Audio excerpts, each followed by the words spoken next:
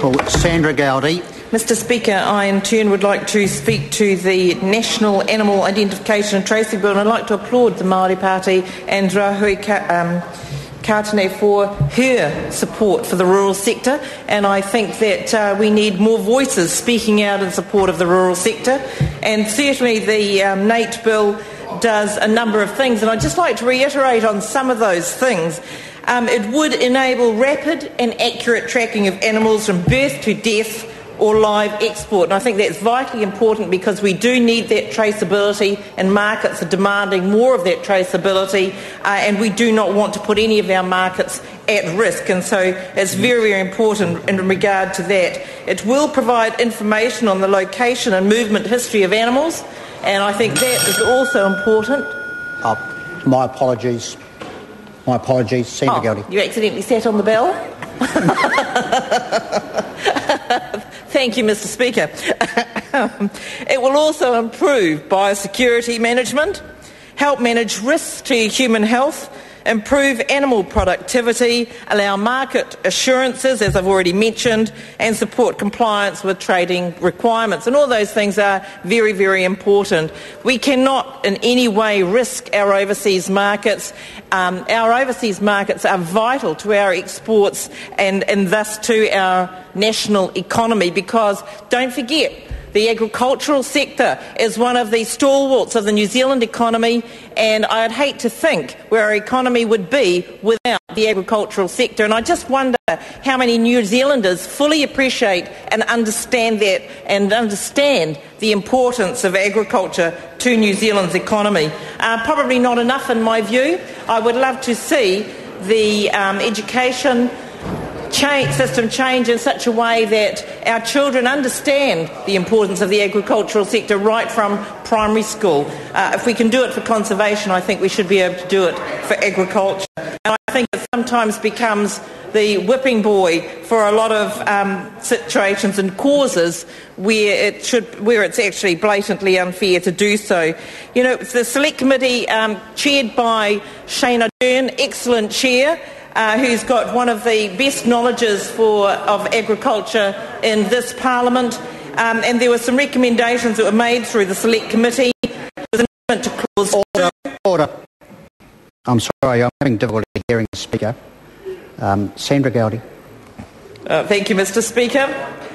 There was an amendment to clause 2. Well, of course, this is a highly critical bill and of great importance, so everybody should be listening attentively and hanging on every word, of course. And so the commencement date for mandatory identification of cattle with a NAT device, which will be in July 2012. And dates for other obligations as well. There were government amendments to reflect practical arrangements such as allowing the dissolution of NAT Limited before the new permanent NAT organisation is appointed, and requiring consultation with people like to be substantially affected.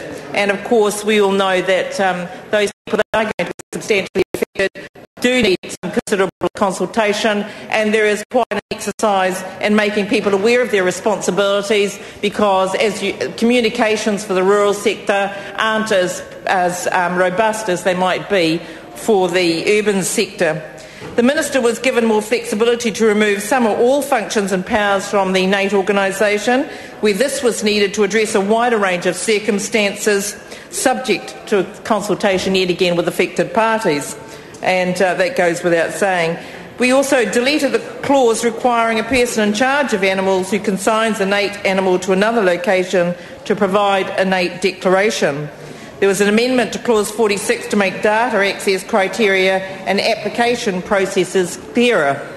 And a large portion of Part 5 of the bill relating to search and surveillance provisions is moved to a schedule retaining the appointment processes for a NAT officer and NAT authorised person who can then exercise powers and perform functions under the bill.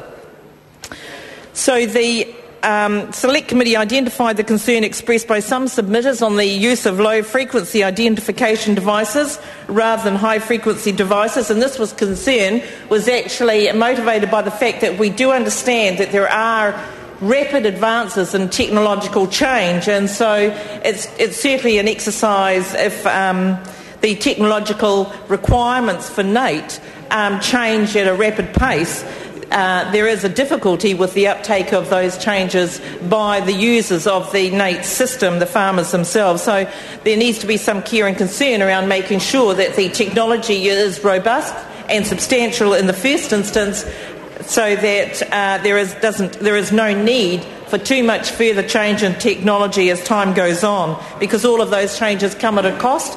And of course we don't want to add any further cost to the agricultural sector. They're certainly burdened enough by local government and other regulations currently, and those off-farm costs are certainly a big imposition on the incomes of our agricultural sector. I fully support our agricultural sector and do what we can to make sure that things run pretty smoothly for them. So I certainly applaud this bill and the maintenance of their markets. Phil Twyford. Thank you, Mr. Speaker. This is